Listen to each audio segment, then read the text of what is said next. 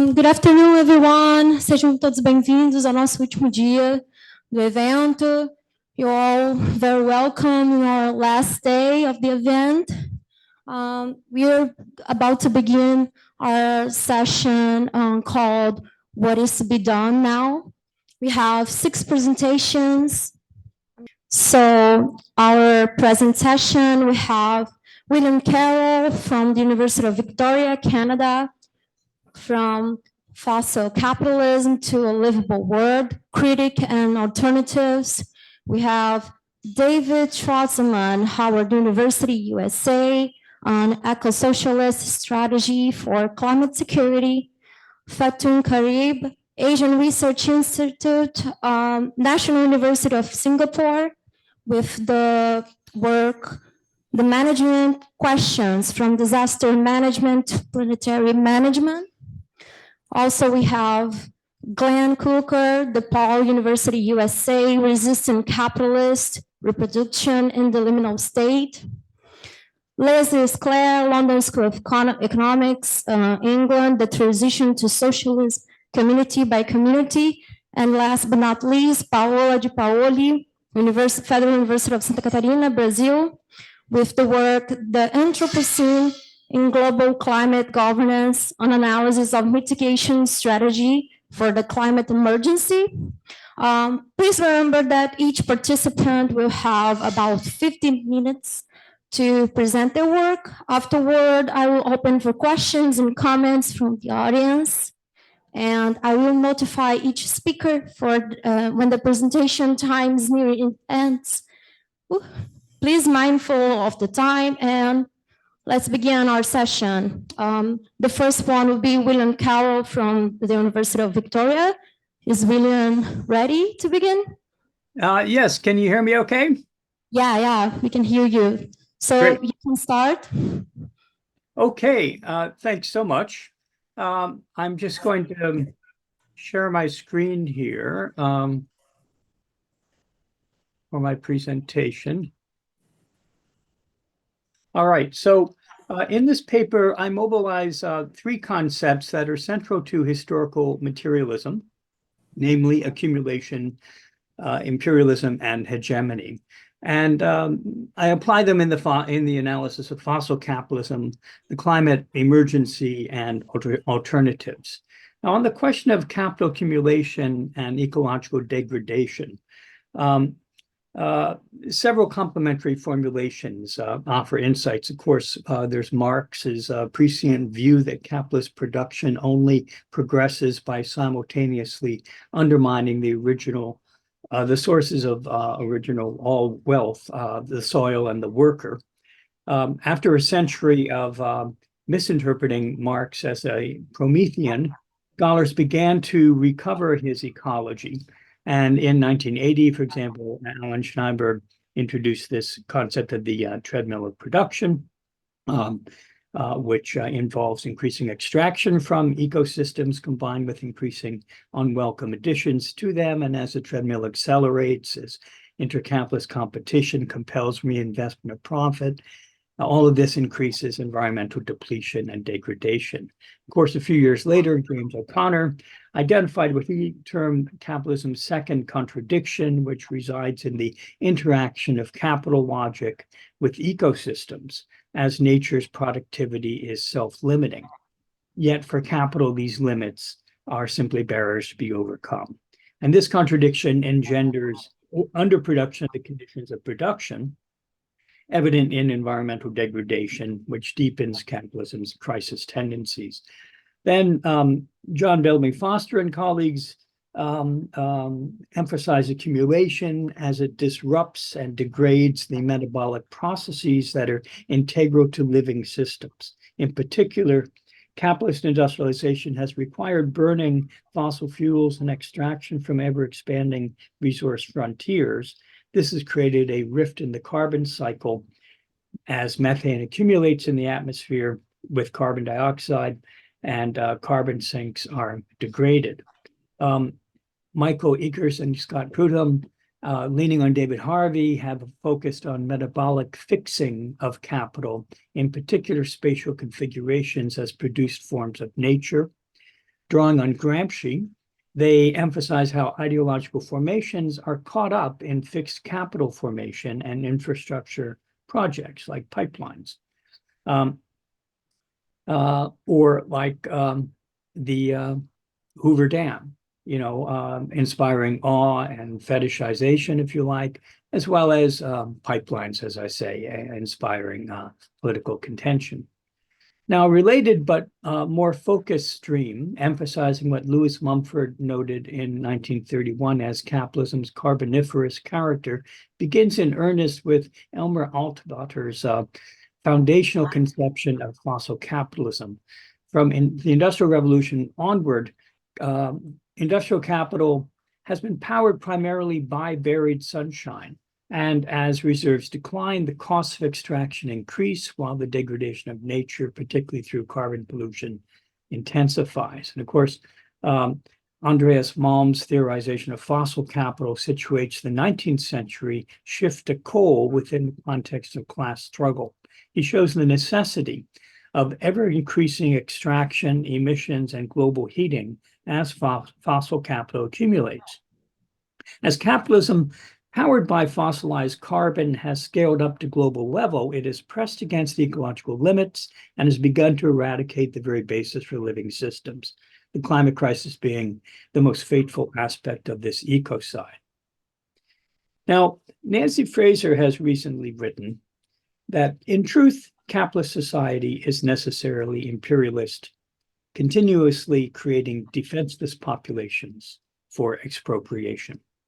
And for our purposes, imperialism highlights the uneven development of fossil capitalism on a global scale from the 19th century forward, and the geopolitical role of advanced capitalist states in shaping global capitalism to suit the interests of big internationalizing capital.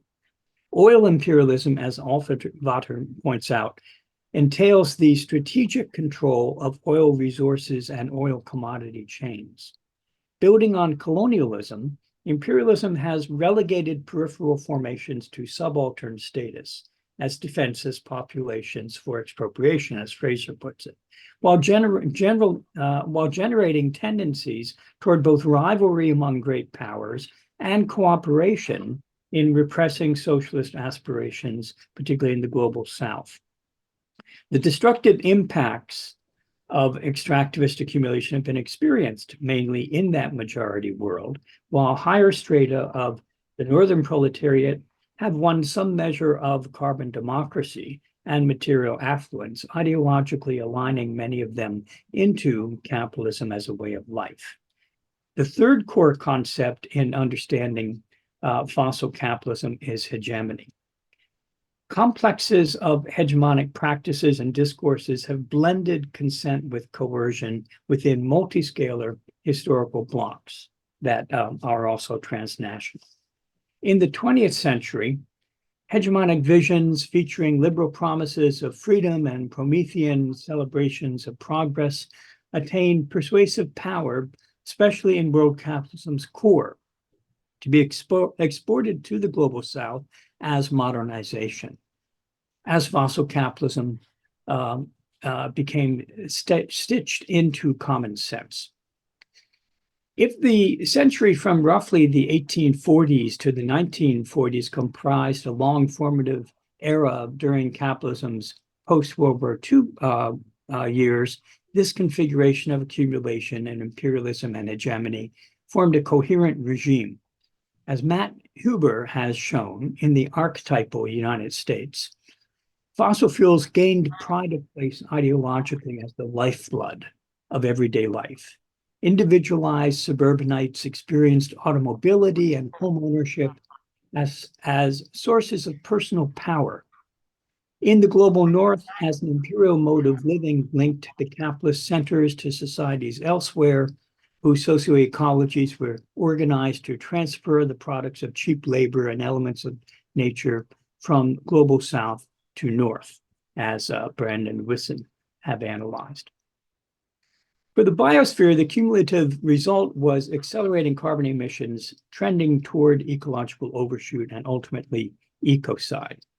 Well, by the mid-1970s, the long post-war boom had collapsed into a quagmire of falling profits, stagflation, and rising state deficits. These developments undercut the basis for Fordist class compromise, precipitating a decline of democratic capitalism and its chief protagonist, social democracy. The result was an attenuation of the post-war historical bloc, intensified globalization, and the rise of neoliberal democracy. But the neoliberal boom itself was short-lived. By 1908, a massive financial crisis signaled its exhaustion. Since that time, no viable alternative to neoliberalism has appeared in the global north from either the capitalist side or a disorganized left. And so we have a scenario of organic crisis, bringing a great variety of morbid symptoms, chief among them the rise of the far right. Meanwhile, as the best veins of carbon resources became depleted, fossil capital turned increasingly to extreme carbon extraction, exacerbating ecological degradation. The organic crisis can be seen as hastening capitalism's death drive, as climate breakdown visibly accelerates while the imperial mode of living is embraced by Southern bourgeoisies, even as a declining US hegemon resorts to militaristic new imperialism, ensuring up its international dominance. The contradictions have inspired a diverse array of movements for climate sanity, shaping hegemonic struggle as fractions of capital shift from stage 1 to stage 2 denialism, accepting the findings of climate science, but denying their clear political implications. Now, as the organic crisis deepens, a new climate regime has emerged. Capital and its organic intellectuals subtend a regime of obstruction, strategically shifting toward reformist measures that protect capital's economic nucleus while appearing to address the climate crisis. So climate capitalism is informed by theories of ecological modernization. And this regime has developed as a passive revolution that strives to bring climate directly into the accumulation process, steering investment toward new green initiatives. In policy terms, climate capitalism has two prongs. As a neoliberal initiative, the regulation of fossil capital through market mechanisms. As these prove ineffective, policies geared more directly toward technological fixes, as in geoengineering, appear on the horizon. In practice, they give license to renewed accumulation of resource imperialism, as in shifting extractivism from carbon to lithium, and certainly dispossessing indigenous peoples to earn carbon credits, all under the umbrella of green growth. Meanwhile, at Fordinian scale, the passive revolution appeals to subjectivities normalized within fossil-fueled consumer capitalism, neoliberal individualism, and lifestyle politics. Implicitly, the regime mobilizes fear of change, even as widening immiseration enlarges the pool of potential recruits for the far right in the absence of robust left alternative. In the struggle for hegemony, climate capitalism offers a system-affirming response to climate crisis, which averts the need for any leap and seems to carry minimal costs. It promises to reconfigure the forces of production to re-avert runaway climate change, yet protects the relations of production. It portends a molecular shift in the historical bloc as fossil capital enters managed decline, while renewable energy substitutes and associated workforces develop under the control of big capital. But compared with the accelerating realities of climate breakdown, its pace of change is glacial. Moreover, capital's growth imperative ultimately precludes a shrinking footprint, and the real impact of geoengineering at scale may prove truly disastrous. To finish on a hopeful note, in recent years, a range of left alternatives have emerged, including energy democracy, buen vivir, and various instantiations of democratic eco-socialism, which is what I favor. Strategically, the deepening civilizational crisis calls for a multiscalar war position, initially to win non-reformist reforms that disrupt capitalist power and its various forms, and create new lifeways at various scales and in contexts from the everyday to the international, thereby creating the basis for a post-capitalist historical bloc. This strategic take implies a constructive critique of Green New Deals, which strive to win space for a livable world without breaking from capitalism and its now ecocidal ramifications. If they are to win such space, Green New Deal initiatives must be formulated as non-reformist reforms that decommodify and remove capital from activity spheres while enabling further changes. Free public transit being an example of a non-reformist reform. Now, and yet the transformations must extend beyond capital, beyond fossil capital in particular. And moreover, they need to be guided by political organizations that build collective protagonism and community through participatory democracy. Geopolitically, this amounts to a pluriscalar war position in which national and transnational civil societies and institutions of the global governance regime simultaneously become strategic places, spaces, and scales of hegemonic struggle. Given the structure of imperialism, the impetus for this is strongest in the global South, and in this respect, the challenge is to deepen North-South solidarities within an emerging multipolar world. So to conclude, at an abstract level, the project is to green the forces of production while democratizing and socializing the relations of production. This does not entail degrowth, although some sectors will disappear or shrink while others expand.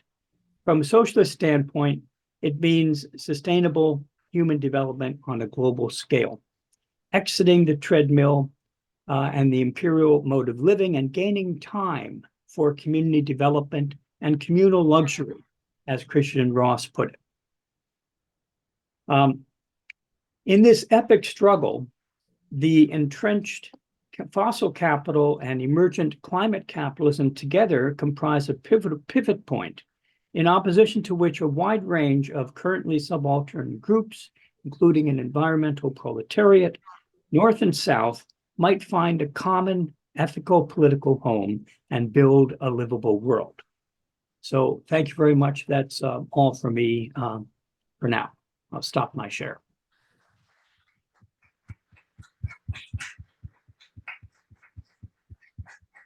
Thank you for the presentation, Carol.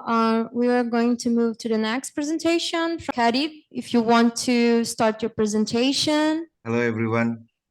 It's midnight here. It's 12 a.m. in Indonesia. So I try to share my slides. My name is Fathun Karib. So yeah, today I'm going to present my paper, and the title is "The Management Questions from Disaster Management to Planetary Management." So it is customary in the scientific community, especially critical science, to pose questions regarding issues that they think are important in particular ways.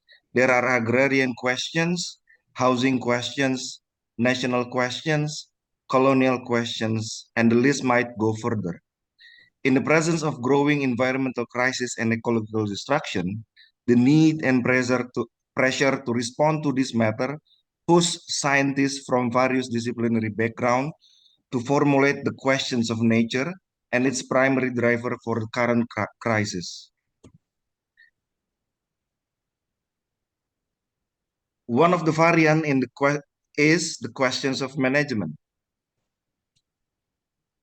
Regarding managing planet through a manual for planetary management. These planetary management questions began not from critical scientists. Instead, the concerns started from mainstream environmental scientists collectively engaged in conversation in a Scientific American magazine.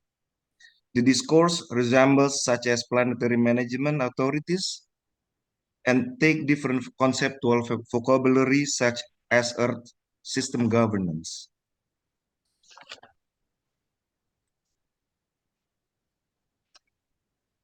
So the management questions, or in specific, the questions of planetary management, concern how mainstream scientists and policymakers have the same objective in responding to the security threat toward the planet Earth that we inhabit. Planetary management aims to improve development processes to be adaptive, sustainable, and in line with governing the Earth at its current crisis and destructions. I began to engage with the planetary management questions as a reflections after from more than a decade ago engaging with the Lapindo mudflow disaster in Porong Subdistrict Sidoarjo, East Java province in Indonesia. This is the map of East Java in Indonesia. It's part of Java Island. The mudflow disaster triggered by natural gas extractions conducted by Lapindo Brantas Inc. An Indonesian oil and gas corporations generated an environmental crisis, and the destructions of the Porong landscape affected the village populations and its natural surrounding. This is the area of Matluhu disaster. The questions of planetary management came from my previous study and the role and operations of disaster management in handling the local populations and earth activities, producing mud flow and methane gas from the pit hole and earth movement generating land deformations and uplift. I was not satisfied with conventional understanding of disaster management from Indonesian scientists who work as professionals advising the government to resolve the mud flow disaster. One of the scientific group advising the government and disaster management is scientists from the Institute Technology of 10 November, or the ITS. ITS scientists approach the mud flow disaster by hazard perspective based on mitigations, preparedness, response, and recovery. And this is known by disaster sociologists in America as hazard cycle. So my presentation is a theoretical reflection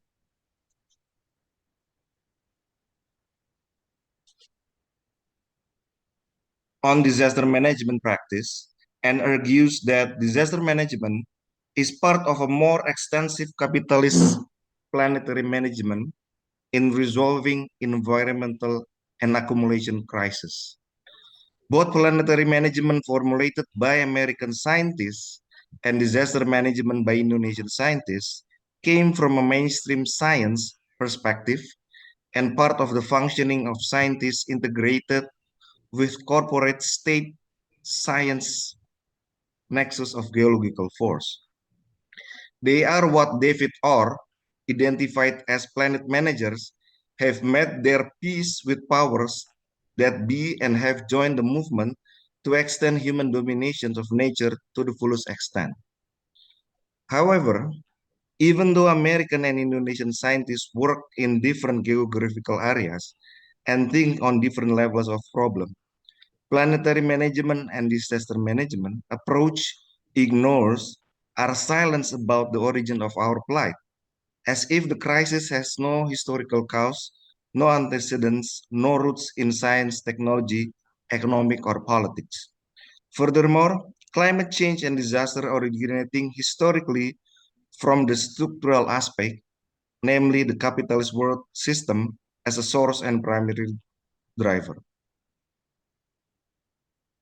This led to a shifting point of view on whether planetary management and disaster management operate on behalf of continuing the capitalist economy by resolving the barrier of accumulations generated by environmental crisis and disaster.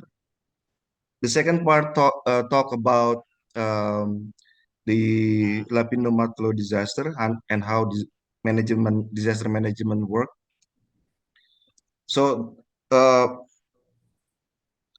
there are two issues that disaster management need to tackle. First issue, managing the earth activities such as continuous productions of mud flow and land deformation. This is the map of land deformation. The red one is subsidence zone and the blue one is the uplift zone.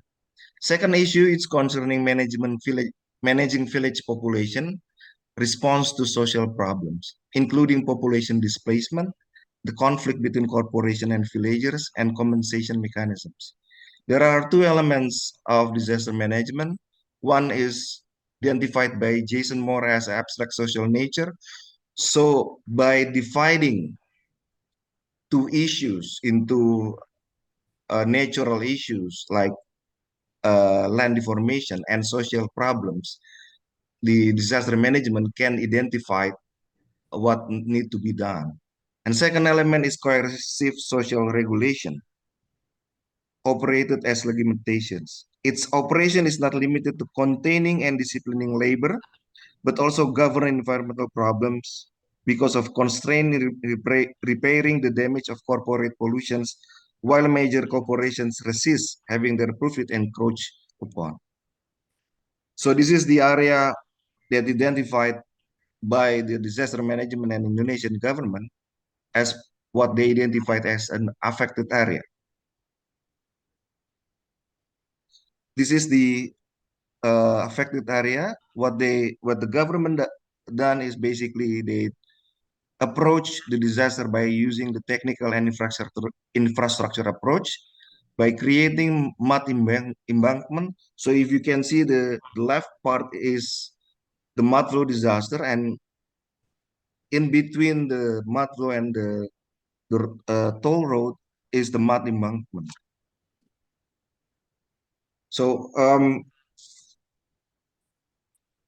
I move to the third part regarding planetary management. So the mud flow disaster demonstrates how disaster management value disastrous event, nature, and villagers according to the logic of capital under the argument of the economic development of the East Java regional economy and the sustainability of corporate production activities. The concern of planetary management offered by Clark and his collaborator resembles how disaster management in the macro disaster operates in response to the environmental crisis or disaster. Although planetary management focus on global issues such as climate change, planetary crisis related to global environmental change compared to the local disaster in Porong, both planetary managers and disaster managers concern how to reconcile economic development with an environmental change.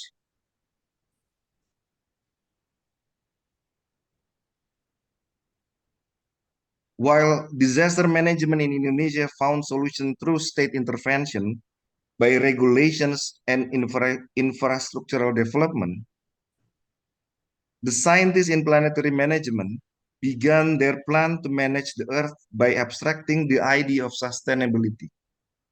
The Secretary General of the World Commissions on Environment, Jim McNeil, as one of the planetary managers, contributed one article to the Scientific American wrote, during its 3 years of work, the commissions returned constantly to what I call the sustainability questions. Can growth on the scale projected over the next 1 to 5 decades be managed on a basis that is sustainable both economically and ecologically? So, so the question of sustainability become the central issue in the management questions. So the collective work identified challenge and strategy. So they identified 5 environmental challenge. One is the changing atmosphere, wrote by Gradle and Crutzen. And then the second is changing climate by Sider. Third is the threats to the world waters by Rivere. And fourth, the threat to biodiversity by Wilson. And fifth, the growing human population by Kivitz. While they identified 5 challenges, they also work collectively, design what they call economic strategies.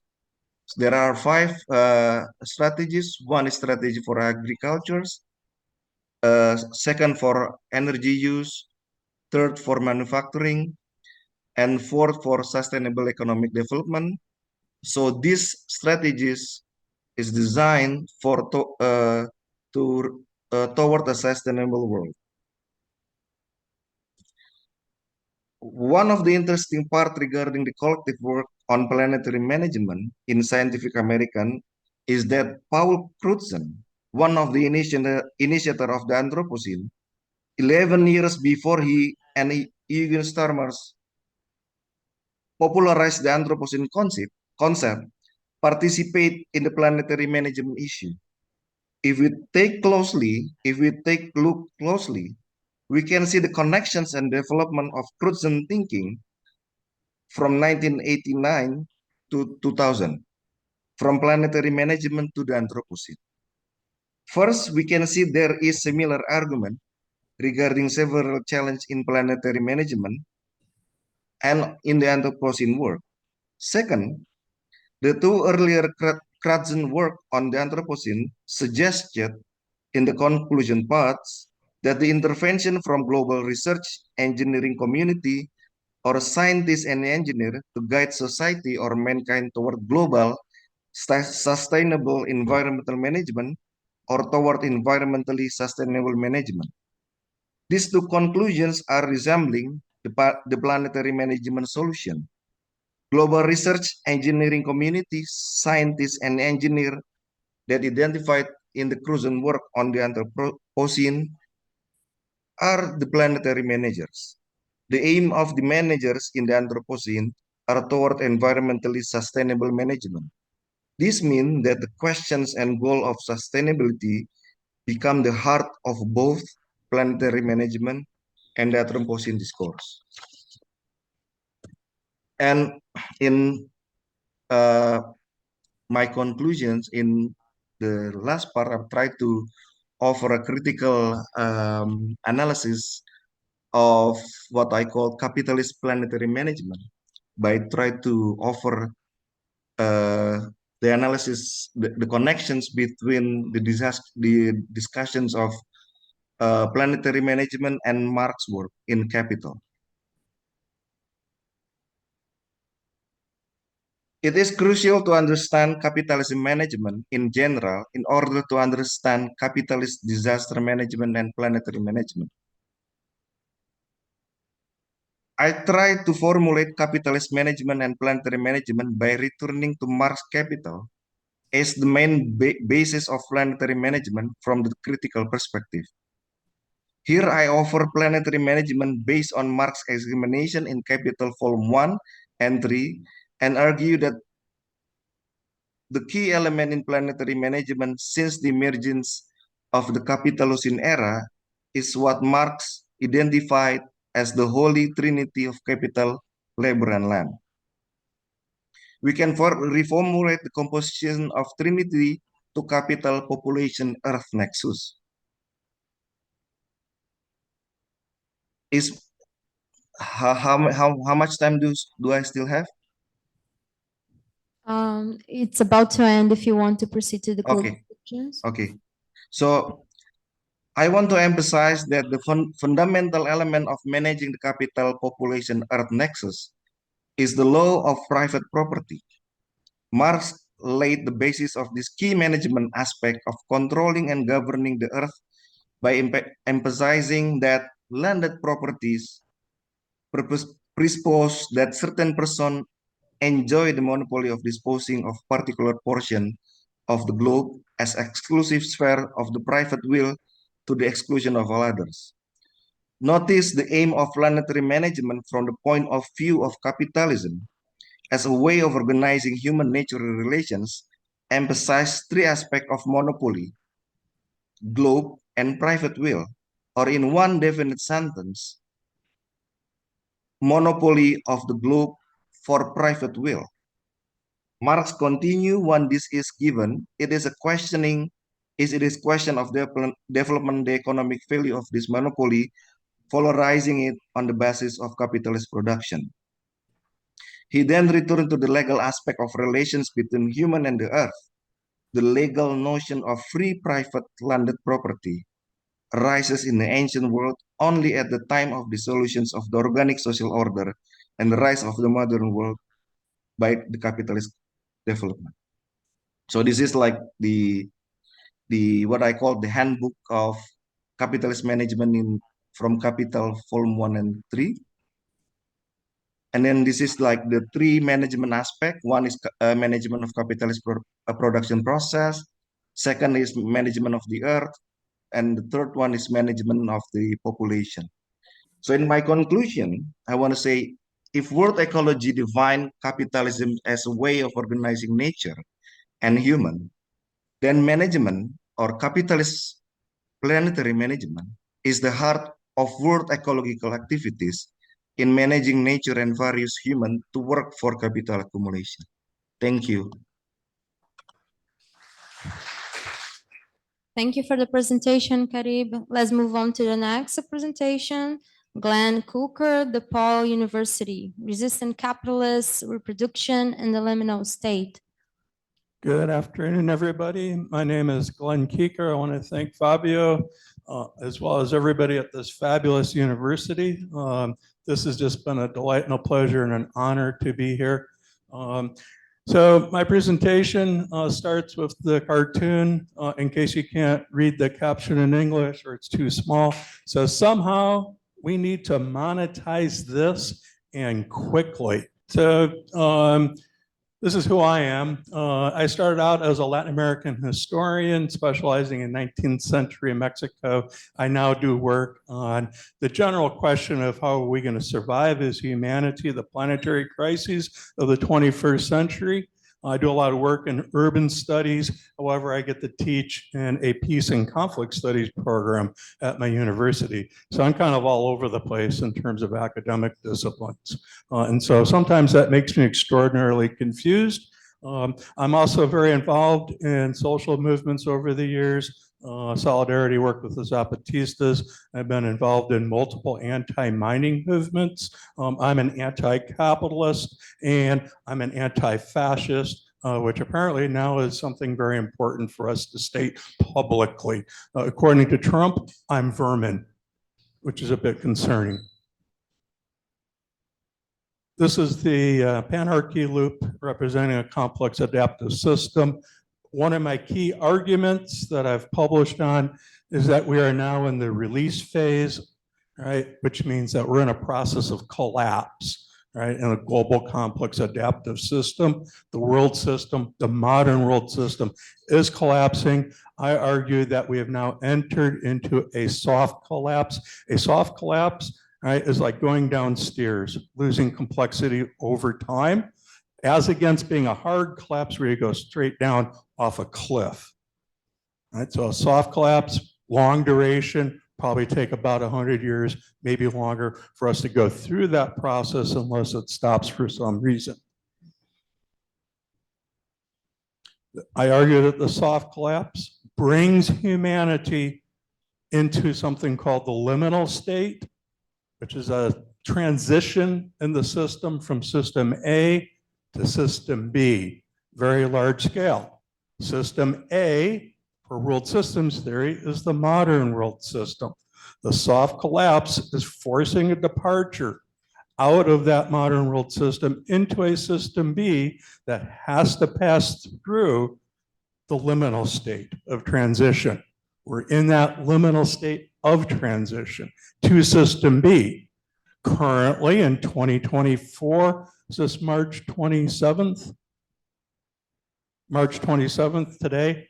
Yeah, so March 27th, 2024, it's too early for us to know what system B is. This is an emergent property, take 100 years to play itself out, right? And it's too early to know basically what that new civilizational complex will be. Oh, and we use the, I know that Professor Carroll used this quote in his presentation, although it's worded slightly differently. So this is the notion then of the liminal state, basically in macro sociological historical terms, it's the transition problem, which we've actually have had several conversations about, right, in the previous presentations. In this argument then, right, is that in a soft collapse, it puts you into the liminal state. And one of the key things that happens is that the old ways of being, seeing, thinking, and acting of modernity become anachronistic. They no longer fit the reality in which we are in. However, we're still modern thinkers. The new way of thinking hasn't really come around yet. Right? That'll take another 100 years or so, right, for that to play itself out. So we have a bit of a problem that as we're in a transition, the way in which we frame our thinking about reality, right, is anachronistic. And I think that is causing us very serious problems because the way that we address the issues of the liminal state are dysfunctional, right, when they're anachronistic. They don't fit the time that we are in. So this is a key element to the transition problem that the liminal state is.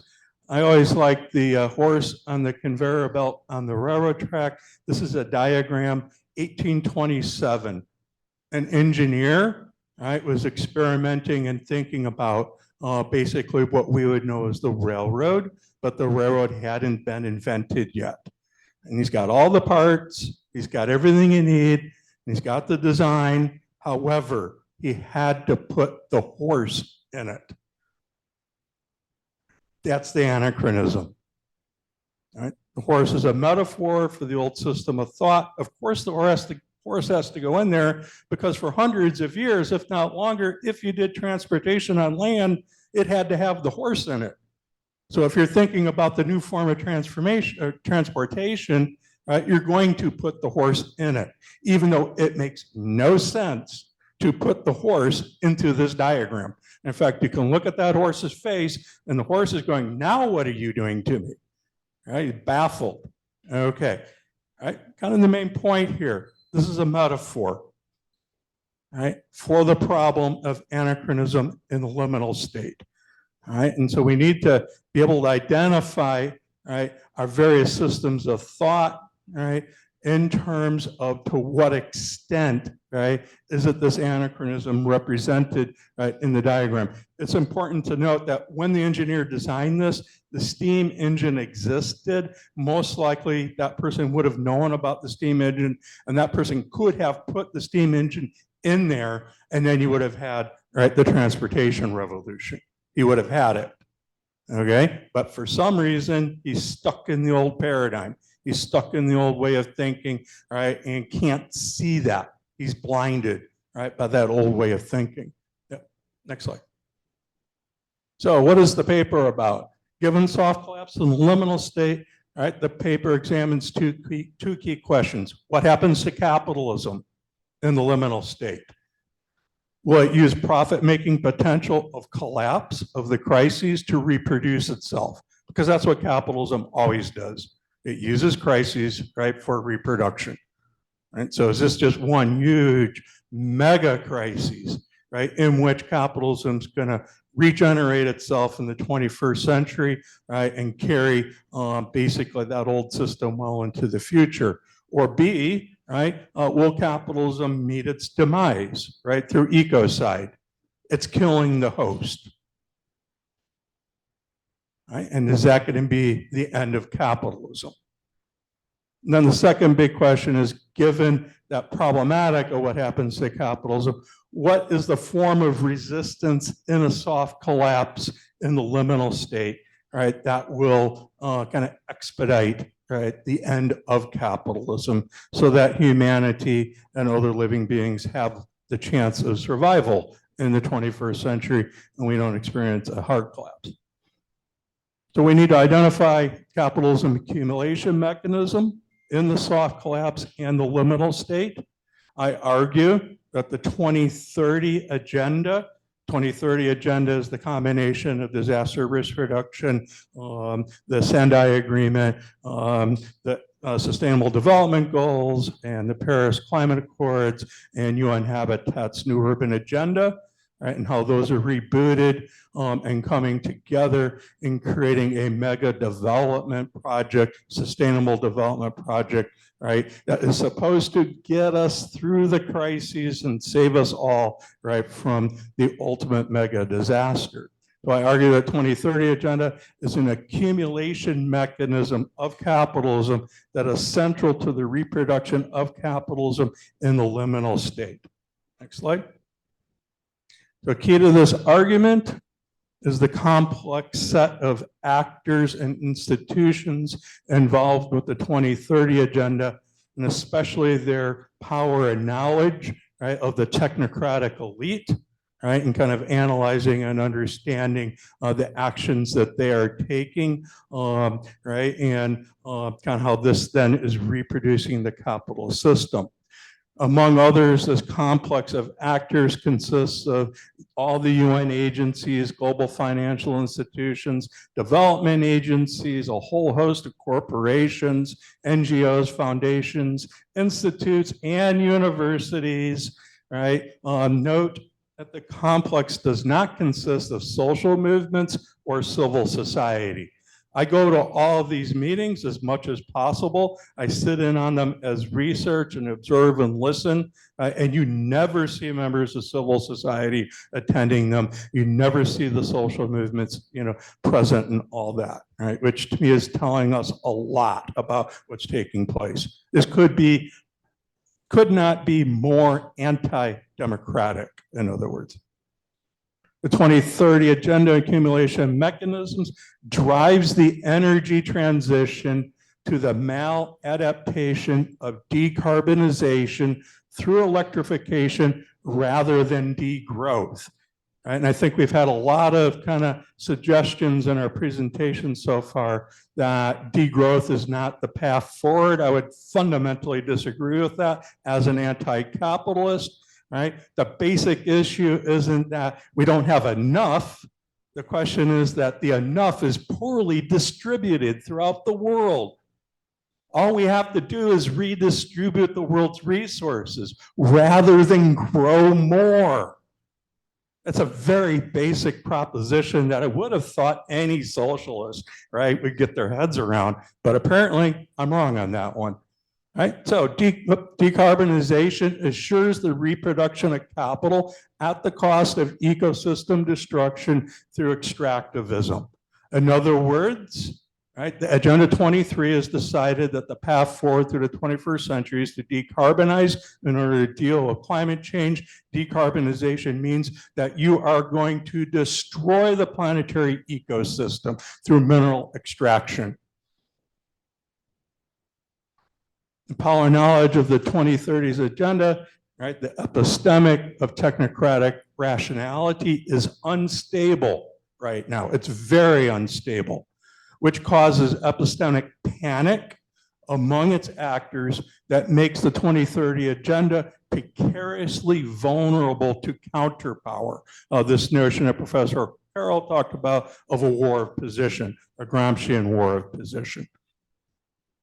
Resistance to capitalism in the liminal state needs to target the 2030 agenda's function as the core accumulation mechanism during the era of the liminal state. So the target is to go after the 2030 agenda, and those technocratic elites show up at their meetings and disrupt, right, and to say no, right, and to undertake a campaign against the 2030 agenda, because I'm arguing that is the key to, right, the reproduction of capital in the 21st century.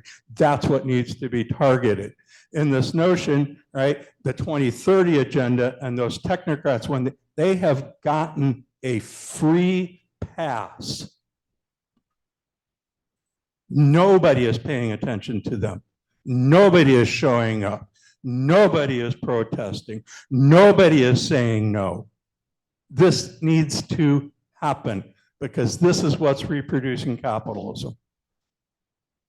Socialist forms of resistance and revolution are anachronistic in the liminal state. while anarchist forms of autonomy dedicated to defending other knowledges, what Escobar calls the pluriverse, are essential in the transition to System B. Right? So the argument is that we need to defend the other knowledges, right, as the means of resistance. In the way to do that then is we have to prevent the 2030 agenda from eradicating through culture side the other knowledges. That is essential. Right? The socialist path, right, in the 21st century is a battle lost in the 20th century. Advocacy of the pluriverse requires resistance to the 2030 agenda based on tactics and strategies of counterpower informed by assemblage theory and counterinsurgency doctrine. So what I'm proposing is embrace counterinsurgency doctrine to wage the war position against the technocratic elite and the 2030 agenda. The assemblage theory notion, and what really informs my thinking here, comes from a brilliant book called New Urban Worlds Inhabiting Dissonant Times. I just love that notion of inhabiting dissonant times. Right? This is Simone and Pitierce.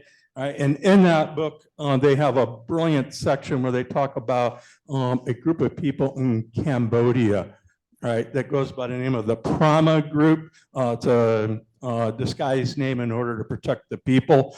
Basically, what this group is a bunch of adjunct university professors who have organized to challenge the power of an authoritarian regime. Right? And they've come up with a brilliant tactic and strategy, right, for doing so. Can't get into the details of it, but this notion of taking counterinsurgency tactics to fight the technocratic elite is specifically informed by the example of the Prama group. So I'm proposing a campaign of psychological operations, if you will, centered on disinformation, targeting the 2030 agenda and targeting the technocrats specifically. They are precarious, they are unstable, they are vulnerable. They would not know what hit them, right, if this is well orchestrated and well designed. If you can't read the heading there, so it says, yes, the planet got destroyed, but for a beautiful moment in time, we created a lot of value for our shareholders. Thank you. Thank you for your presentation, Glen, of Paola, the Paoli, Federal University of Santa Catarina, with the work, The Anthropocene in Global Climate Governance, an analysis of mitigation strategies for the climate emergency. Paola, you have 15 minutes. Feel free to start. Good afternoon, everyone. I'm Paola. I am a PhD student here in Federal University of Santa Catarina, and I will present the article that Julia already mentioned. So let's start. The climate emergency and the decline of biodiversity and the intoxication of organisms by chemical industrial pollution, which combines form the triple threat, pose an existential threat to millions of species in the Earth system, including humans. So, centuries of degradation of forests and fields, progressive emissions of greenhouse gases, and the dumping of long-lasting plastic and toxic waste into oceans have led to the accelerated destruction of a range of possible futures in human history. As the triple threat that I said advances multiple large-scale components or systems that sustain planetary life, that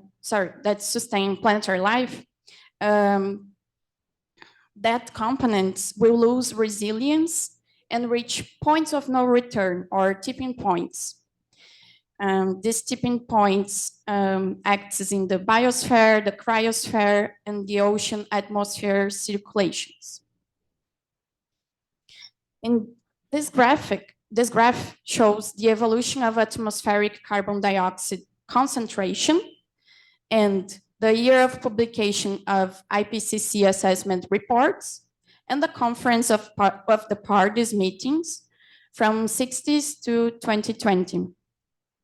It is possible to observe in this line that even with the advancement of climate science, which I illustrate with the IPCC reports, and with the consolidation of a global climate governance, which I illustrate with the COPs, the atmospheric carbon concentration grows continuously and rapidly. Okay, with this scenario, I choose to investigate how we define mitigation strategies, and I found the influence of an anthropocentric conception, which predominates in the mitigation strategies.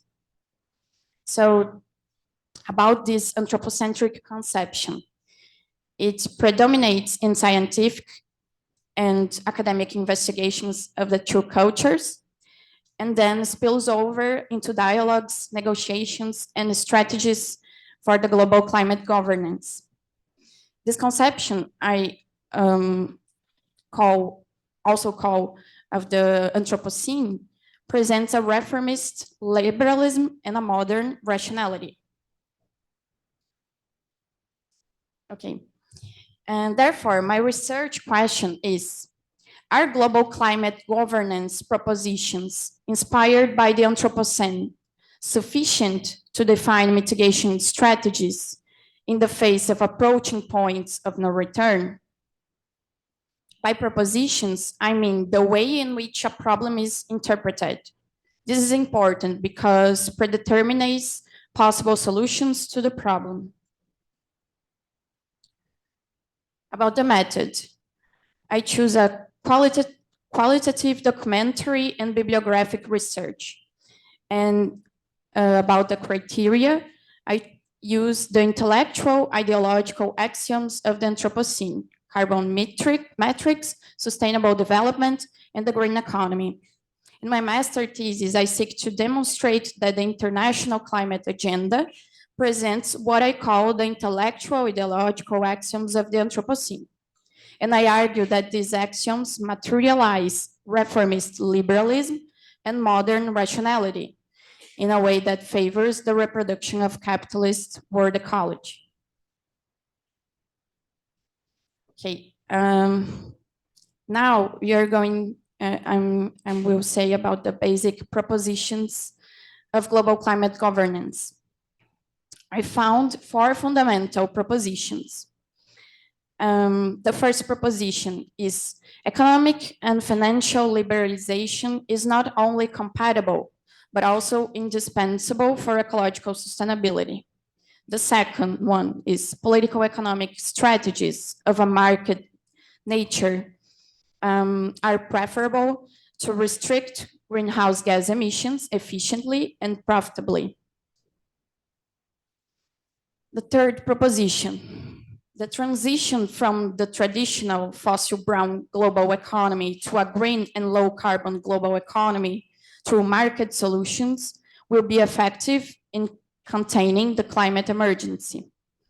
And the last one, the climate emergency consists of a practically exclusive problem of excessive emissions greenhouse gases into the atmosphere. All right, in this section, I sought to analyze the relationship between the global climate governance propositions, the anthropocentric conception, and the ineffectiveness of mitigation strategies. And all this with the axioms of the Anthropocene that I said before: carbon metrics, sustainable development, and green economy. So the first one, I will say a little about it. The carbon metrics. Perceiving ongoing climate processes only as an excess of greenhouse gas emissions into the atmosphere makes phenomena such as the loss of biodiversity, the degradation of agricultural land, etc., become invisible, although they are all connected. And I put the 4 proposition in this axiom of the carbon matrix. So I related it. For instance, the net zero emissions logic of decarbonization, one of the mitigation strategies, it allows for the continuation of emissions as long as there are ways to offset them.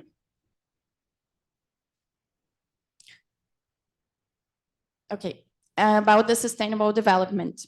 The notion of sustainability takes on a marketing reference as it aims to ensure the supply of raw materials, the flow of goods, the accumulation of wealth, and the return on investment.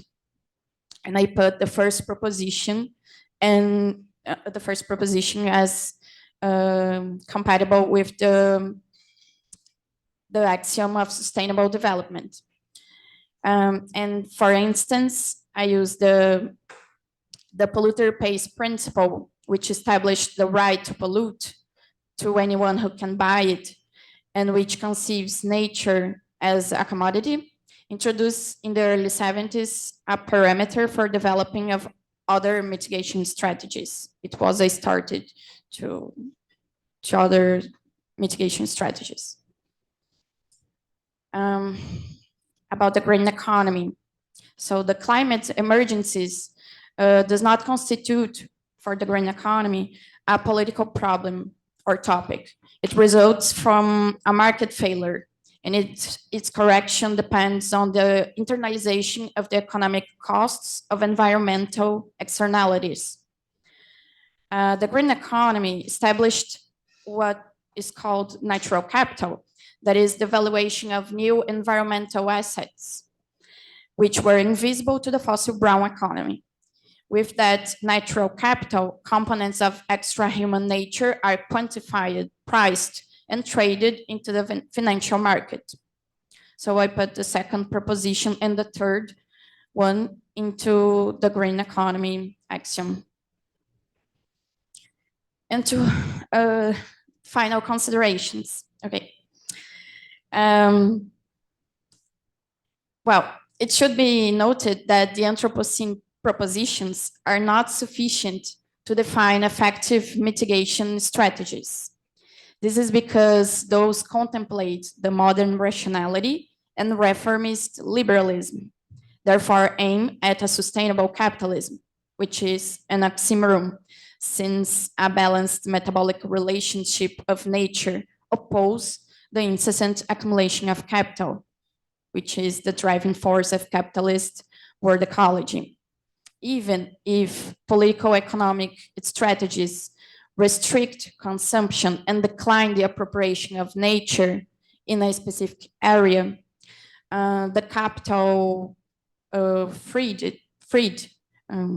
liberado, I don't know, capital freed from such restriction will be obligatorily used in another sphere, considering that the modern world system requires continuous expansion of its economy.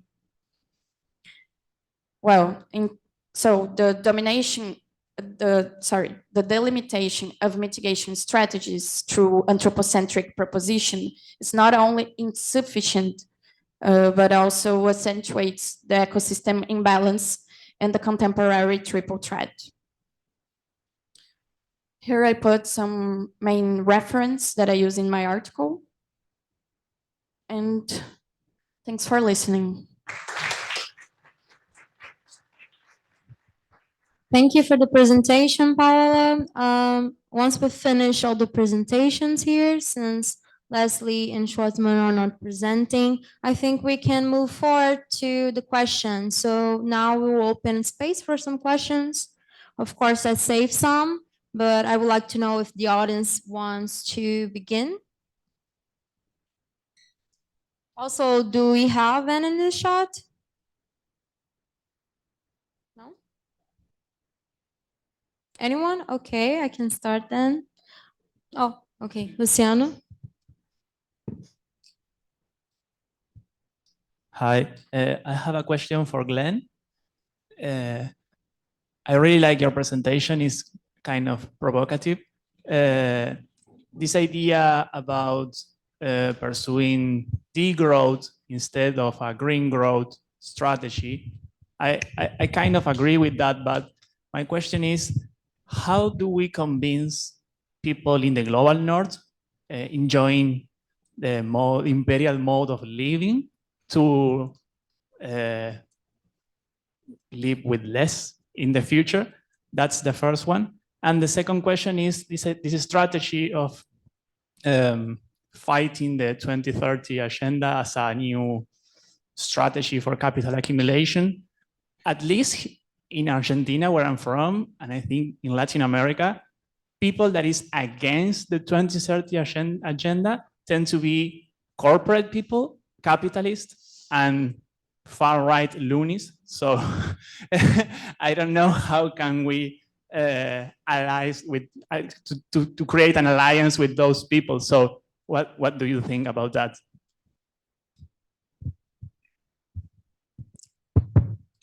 Thank you. Those are great questions. And first, I would like to say that part of my goal was to be provocative and hopefully with the provocations to open up some spaces for dialogue and thinking. I think perhaps we've been kind of narrowly tracked in some ways, not necessarily at this conference, but generally speaking, as academics. So I'm glad that it was provocative. If the first question was, how do we convince government officials? Was that correct? People in general.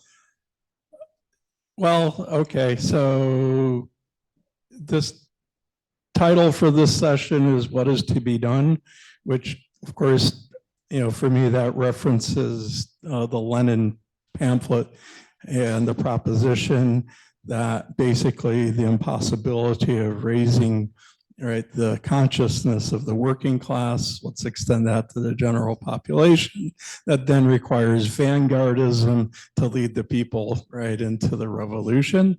I'm against that. So then the question becomes, how do we tap into the energy of communities, neighborhoods, of everyday life in building toward an organic grassroots, autonomous movement, that then has the capacity as a war position to take on capitalism. And I think, especially in the history of Latin America, that we have countless examples of those types of resistances. So for example, the landless movement in Brazil, where you have hundreds of thousands of landless people seizing property and seizing private property and socializing it. To me, that's a phenomenal example that did not require vanguardism. Or for me, the example is the Zapatista movement in Chiapas, which the last time I checked still exists. Since 1994, and really before 94, 94 was only when it became visible. So they're doing something. And I also think that the need to be able to reach, especially as academics, the other knowledges that are out there. Those other knowledges are the knowledge that's produced through anti-colonial struggle, the knowledge that's produced through indigenous existence, and the knowledge that's produced through the everyday life of being hyper-marginalized. So indigenous people, the global diaspora of displaced people, migrants, urban informal settlements. For me, those are the big three. And as the collapse deepens, those are the three that make it through. These are the marginalized on the periphery. I don't see too much potential for the rest to make it through the crises that we have in the 21st century. Therefore, I think the key thing to do is to assure that those other knowledges make it through, right? By taking on the powers that are exterminating them.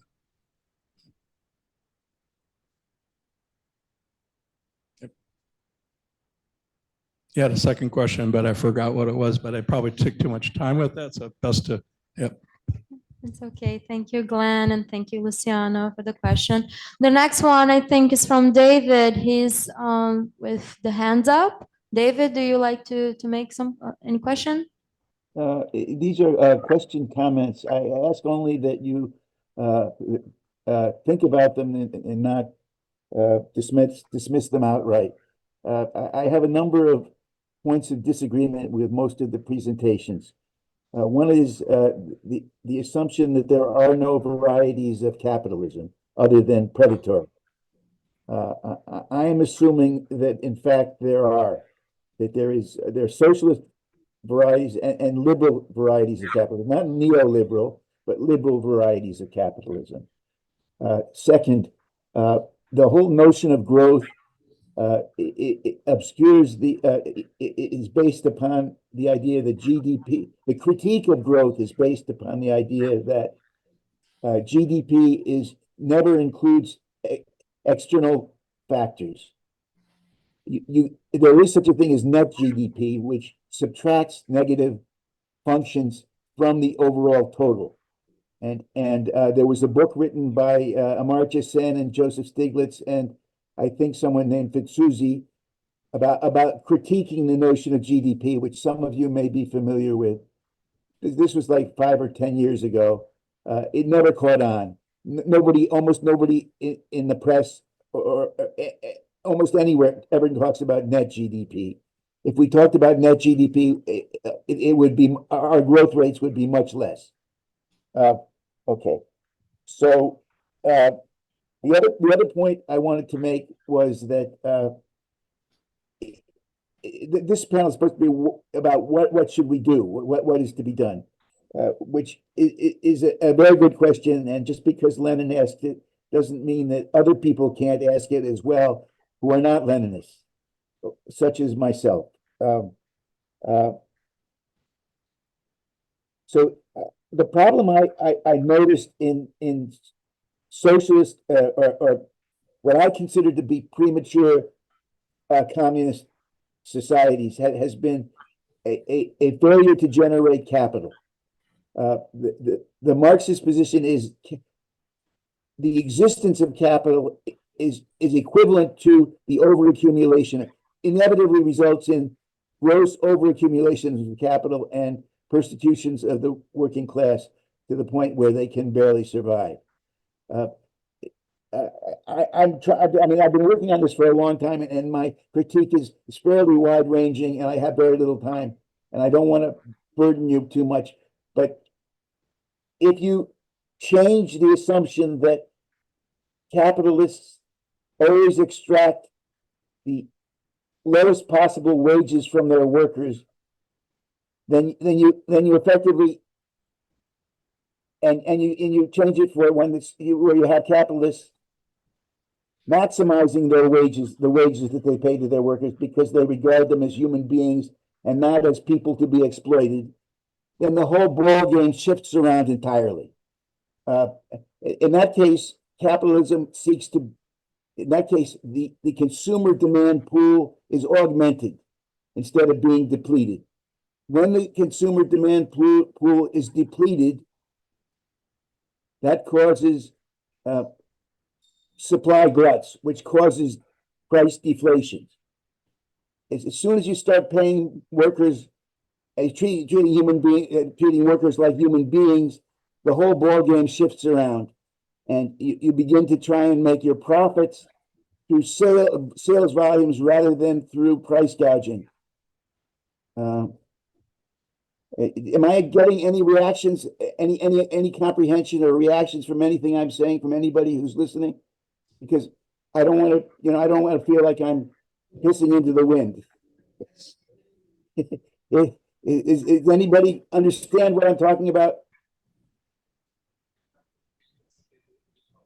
Yeah, David, we understood. Thank you for your comment. Maybe I'm going up to another question. Yeah, sure, sure. Thanks for letting me vent. Thank you. Okay, thank you. Okay, so I'm gonna do a question to Carroll, the first presentation. Carroll, I would like to know if maybe you can tell a little bit more about what strategic approach and of course political organizations are necessary to mobilize global and also participatory democracy for this transition from fossil capitalism, as you suggest, to another global system. Yeah, thanks very much for that question.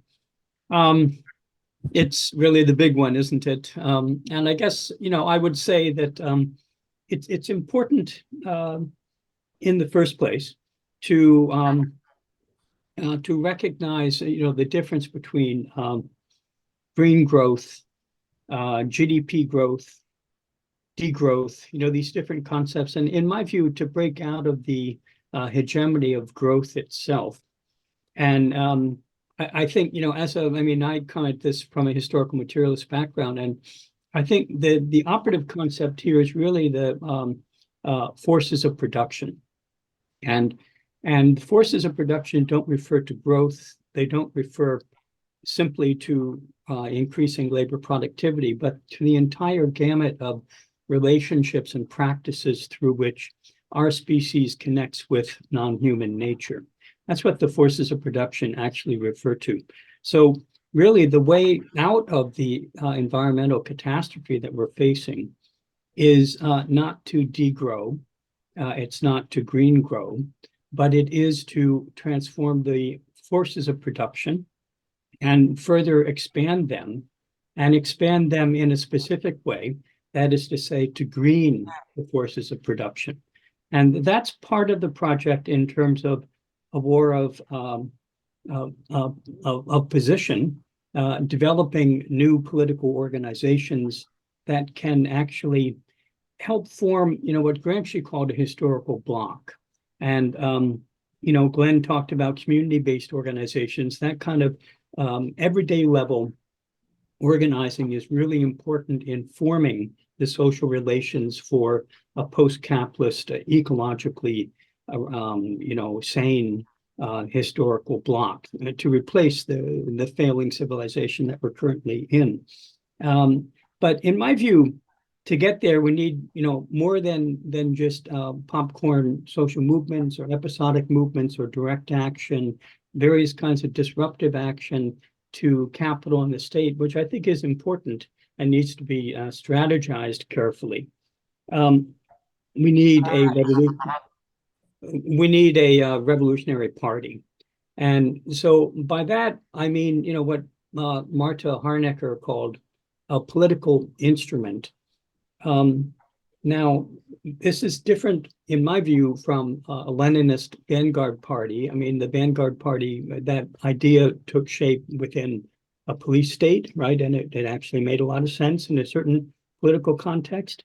But in the context we're in, we're really looking at a party that isn't an electoral machine, that isn't a vanguard of a few professional revolutionaries organized into cells, but is a mass party that is committed to political education, mobilization, developing prefigurative practices, pulling together this historical bloc in a way that moves, beyond particular conjunctures of political contention, which is the way social movement politics operates. We know this.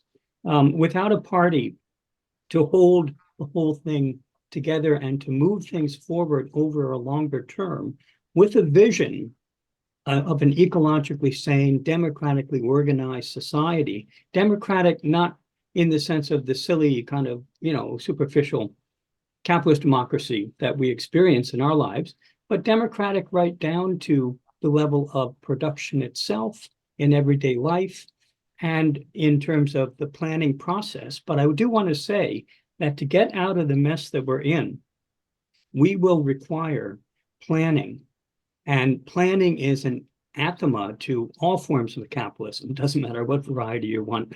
And you can't really have a planned political economy that is capitalist. So planning in terms of the whole process of looking forward and figuring out collectively what we need to do to meet our needs in an ecologically sane way.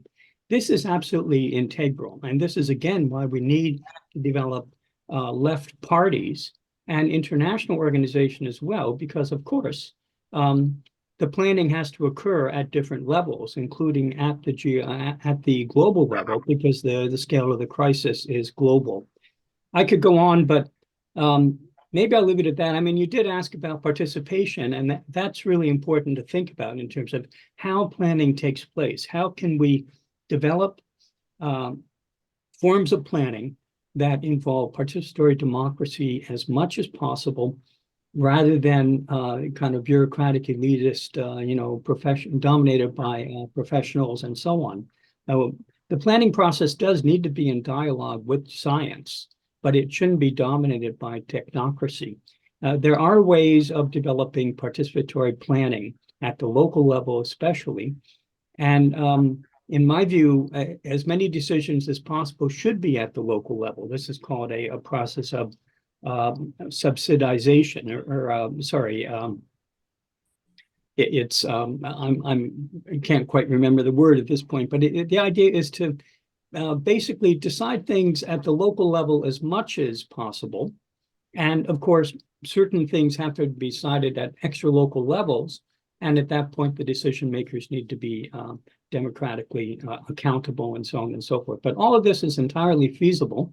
What blocks it is primarily, obviously, the capitalist organization of our lives, but including the hegemonic kinds of, life ways and sensibilities that people have taken on through decades of consumer capitalism and neoliberalism that have sort of, instructed people to live in a certain way. And this is, again, a problem, I think, with degrowth as a political project, that it simply has no traction, particularly in the global north.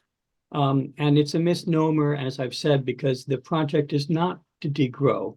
The project is to degrow certain things, including the capitalist class itself, as Matthew Huber has pointed out, but to actually grow other areas that can enable us to meet our needs better and to flourish. So I'll leave it at that. Okay, thank you for your response. I think I'm gonna connect to the next question actually to Paola. I have one for Karib, but let me ask again, any questions from here? So, okay, so Paola, in your analysis of the insufficiency of mitigation strategy for the climate emergency that are based on global climate governance and Anthropocenic conception, how can we reimagine an effective global governance that transcends the logic of sustainable capitalism and directly confronts the relationship between capitalist accumulation and the climate crisis? Thank you, Julia. Eu acho que vou responder em português porque eu me sinto mais confortável. Então, como reimaginar, né, um mundo que não será uma governança global, né, que não será do tipo de capitalismo sustentável. Eu acho que imaginar um outro mundo é complicado e talvez não haja só uma forma de imaginar. Mas o que eu procurei realmente trazer no meu artigo é, primeiro, que eu acho que é o mais importante de tudo, constatar que as medidas de capitalismo verde que estão sendo implementadas e ditas como uma solução para o problema da crise ecológica, elas não vão se sustentar, elas não vão resolver o problema, né? E eu acho que esse é o primeiro discurso que precisa ser desconstruído. E a partir da ciência disso, né, as alternativas, eu acho que eu concordo até com algumas coisas que foram ditas pelos colegas aqui, de que precisamos pensar de uma forma que não é baseada na lógica do capital, na racionalidade moderna, né, e muito menos nesse liberalismo reformista que predomina hoje em dia. Mas eu acho que também é importante a gente frisar que qualquer mundo que a gente deseje construir precisa levar em consideração que será necessária uma reorganização da nossa sociedade tal como ela é hoje, né, essa sociedade moderna. Porque certamente, diante da gravidade do problema, né, estaremos num mundo mais hostil, né? Então, haverá escassez hídrica, escassez de alimentos, e vai ser necessário, né, a gente mudar as nossas condições de vida. E isso é extremamente complexo e difícil, né?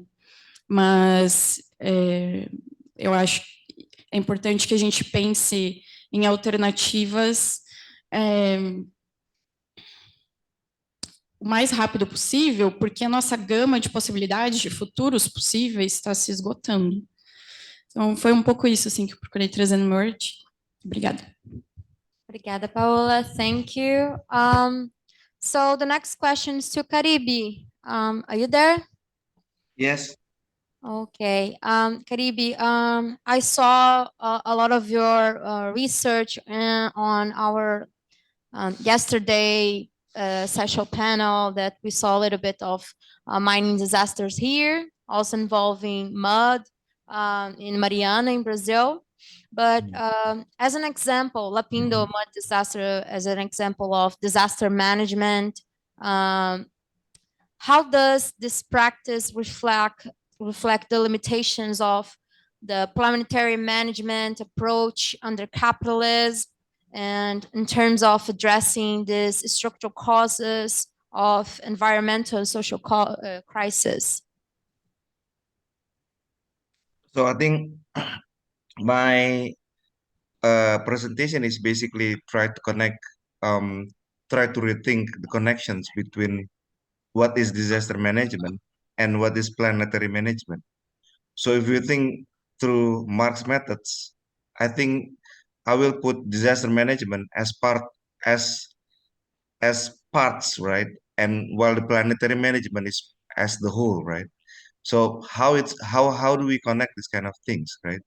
So that is one thing. The second thing is that when we talk about planetary management, actually we talk about thinking that disaster, various forms of destructions or environmental destructions, including climate change. And to see the case study of Lapindo Matlo as a case studies, I guess. So I think the one of the limitation with planetary management that offered by William Clark and his college is basically they focus on the questions of technology, and it's more like technological driven solution. And then I think our first meeting, I think in 25 March, talk about the planetary boundaries, right? So one of the forms of planetary management is by creating global indicators. But this indicator is basically an indicator came from the northern scientists, right? I mean, if you talk about climate change, for example, and and compare, for example, like in the case of Indonesia, in the case of the Porong or Lapindo mud flow, we will discuss climate change differently, right? Because regarding to the Lapindo mud flow disaster, the mud hole produce methane gas, right? And this methane gas is part of uh, the problem of climate change because it's produced greenhouse effect, right? So instead of the northern scientists or the western scientists or American scientists, for example, talk about, or the Swedish or this what they call planetary governance scientists, they tend to create indicators, right? But the thing is that, and then they say that, okay, this indicator is, we have like 9 indicators, and then we have to manage the planetary management and the technological approach have to manage that we don't trespass these boundaries, right? But from the point of view of Southern experience, especially Lapa Flow, the climate change is already happening, right? So this is the problem of planetary management, because as northern scientists think that climate change in the terms of future tense, not in the present tense, right? In the present tense, in realities, people around the world, especially people in the rural areas, already experience, live within climate change, right? So this is when you ask about limitation, this is the limitations of planetary management. I mean, we will find different concepts, right? You will find environmental governance, environmental management, planetary management, earth science governance. There are a lot of names, right? But basically, this is like the science, the scientists, mainstream scientists from northern countries that I think have a lot of limitations. That I think from the case of Lapindo, I want to say that, especially also a lot of case in, for example, like the Brazilian case, that people actually already living in the climate change. I think that's my response. Thank you. Thank you, Karib. Yes, maybe a last question. Does anyone?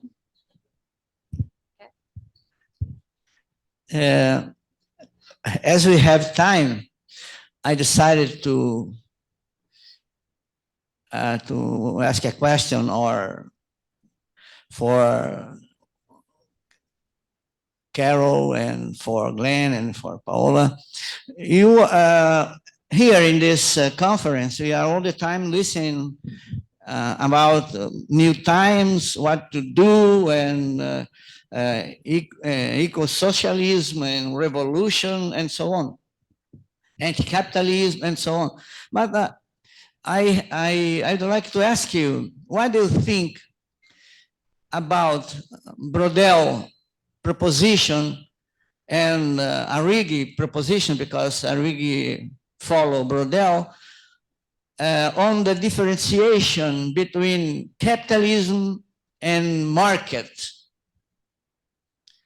Because we live in a society that is, of course, dominated by capitalism.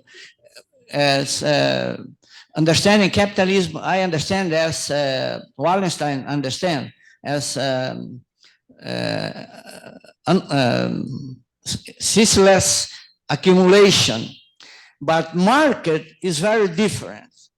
So I think it's impossible to think about any future society without markets.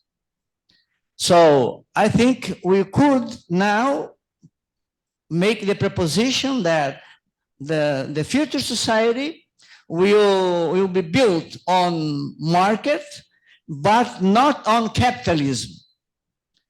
And market, of course, people look for profits. But as Adam Smith proposed and Arrighi proposed, it's possible control profits, impose controls over profits from from the state or from the society. So I think to make the proposition of new world, we should remake our concepts. In this case, I am sorry to say that, but I think Marx don't help too much. Because I think, as Brodel wrote in one of his books, he said that Lenin confused market and capitalism. He wanted to abolish capitalism, and he tried to abolish markets. But abolishing market is impossible. That's my proposition, only to talk about that. Thank you for your attention. Thank you, Pedro. Do you want to start? Carroll, do you want to respond first? Yeah, sure. Well, that's really a key question, isn't it? And of course, markets have been around for a very long time. They predate capitalism by thousands of years. So markets and capitalism are not the same thing.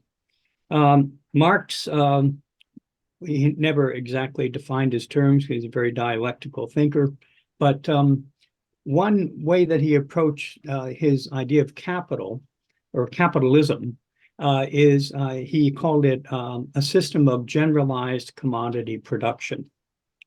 And the important term there is generalized and production, I guess. In other words, the key thing about capitalism is not simply that it's a market system, but that labor itself is commodified as labor power within capitalism and within no other mode of production.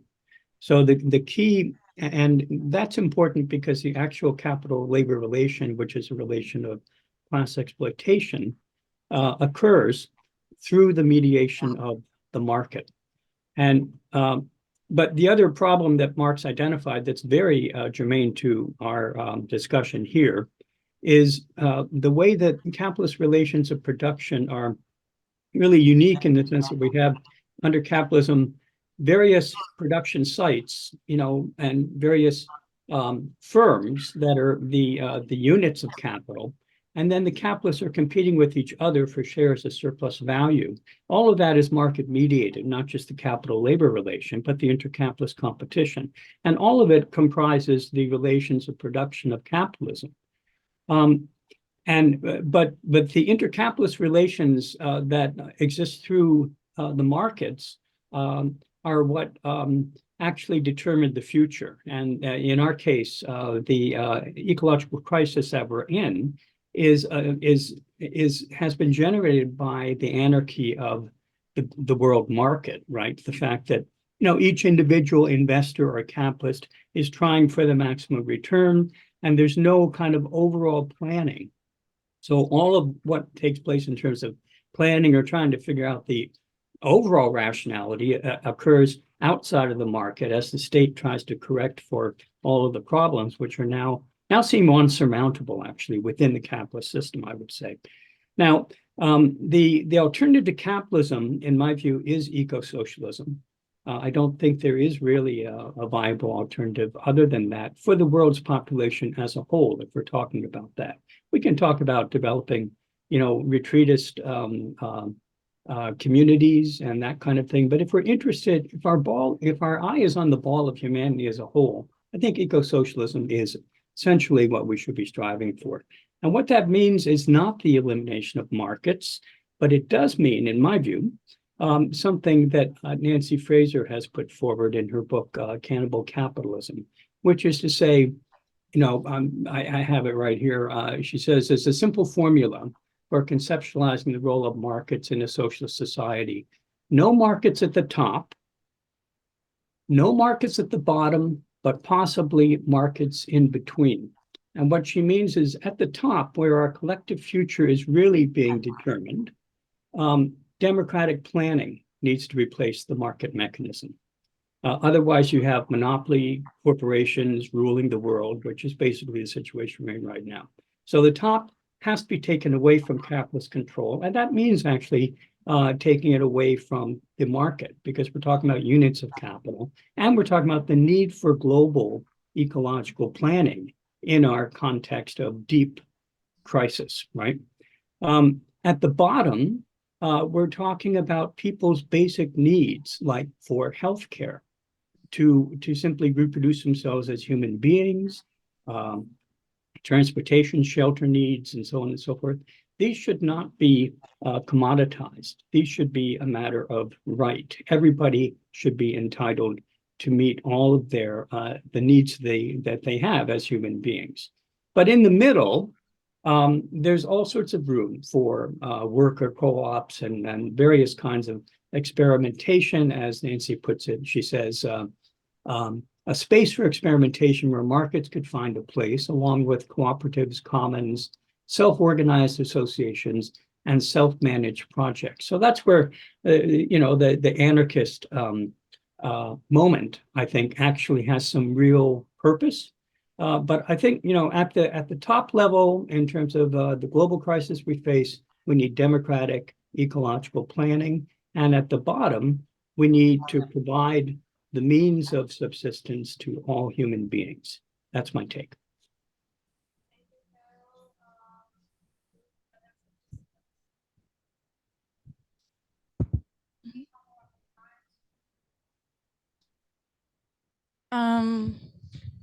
Oi. Oi.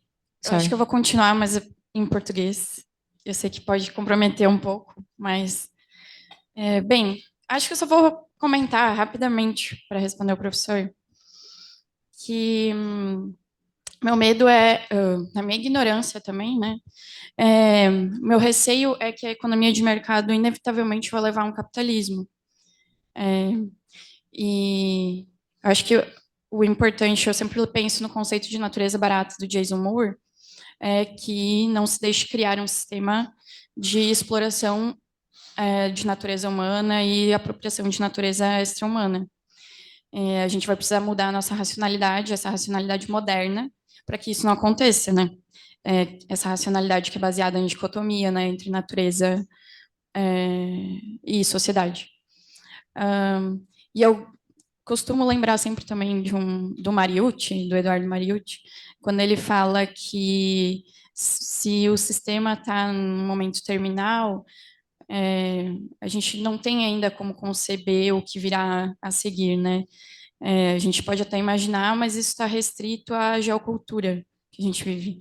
Então, eu acho que a gente deve pensar em formas alternativas, mas isso virá também com o tempo. Obrigada. Thank you, Paola. Maybe Glen can finish the session.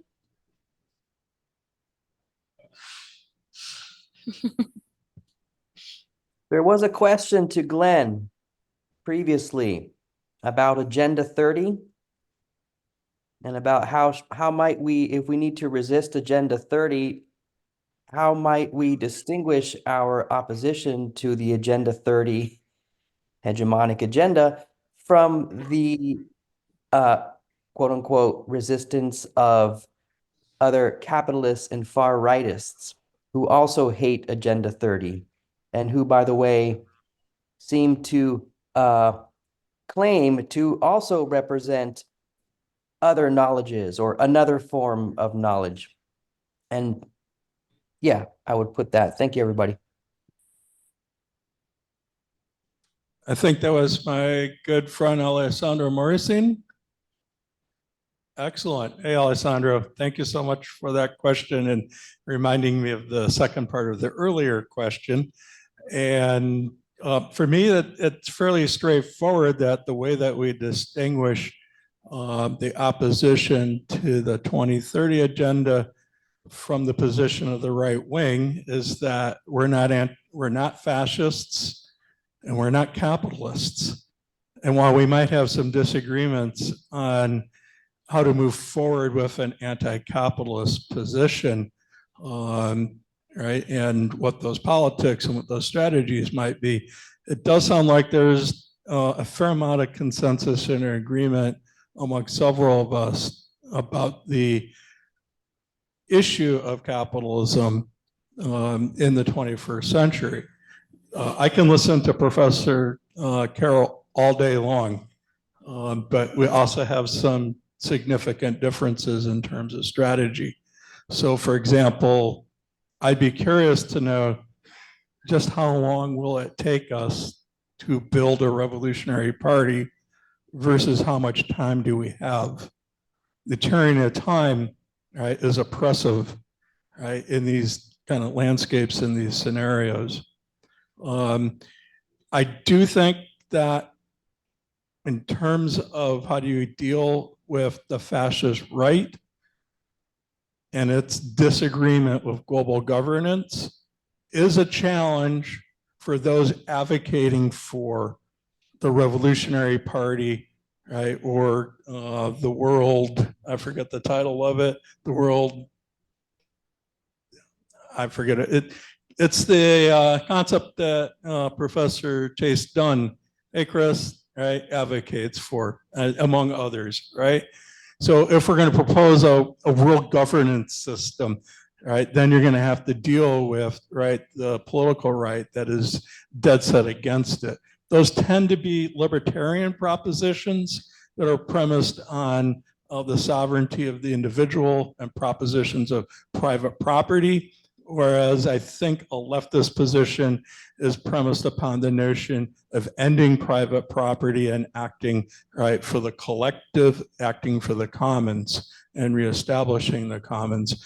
I think those arguments could be fairly easily had, although I think they might be a little bit problematic for those advocating, right, for a revolutionary party.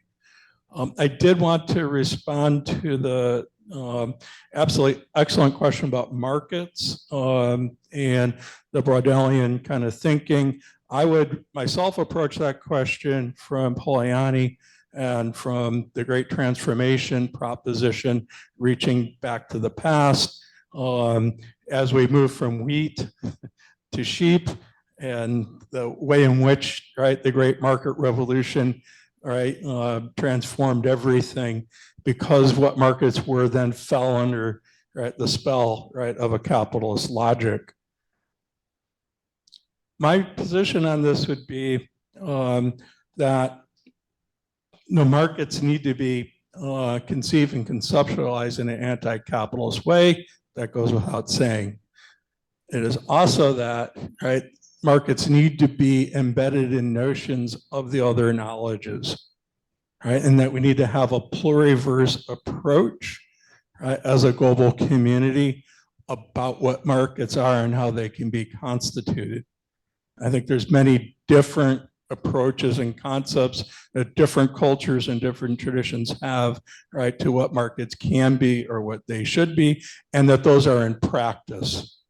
Right? There are places in the world, right, in which you have non-capitalist markets, right? And they're rooted in the notion of the commons that exist outside, right, of the rules of private property.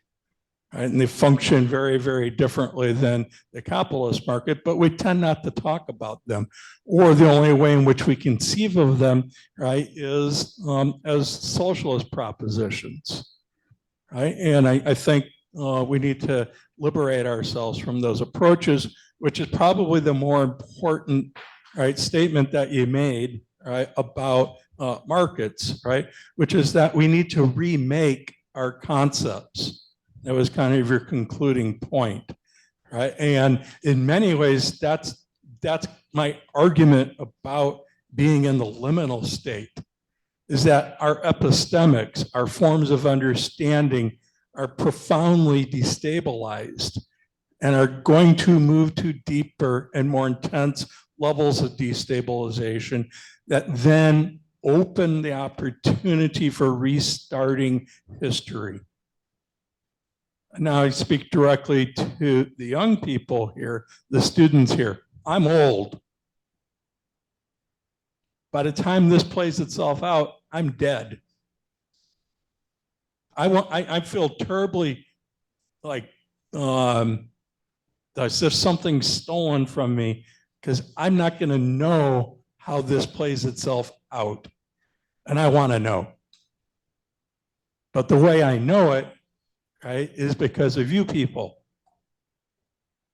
because you're going to restart history. The remaking of the concepts, the new way of thinking, seeing, being, acting, right? That's going to make this conversation we've been having seem so archaic.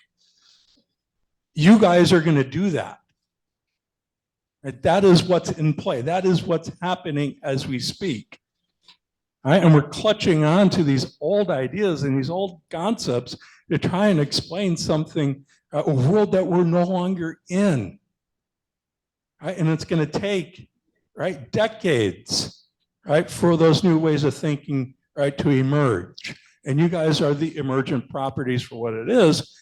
And because of that, I'm just going to say, right, you have to study, research, and work collectively and collaboratively as if, right, civilization, humanity depends upon it, because it does. It's a whole different proposition now. So, thank you. Okay. Thank you, Glenn. Unfortunately, we have to finish our session. So we hereby to conclude the last work presentation session. I thank all the participants of the session and congratulate them on their research contribution to our event. We will now have a short coffee break outside, followed by our closing plenary with Jason Moore, the Hampton University, and a session moderated by Professor Pedro. So thank you.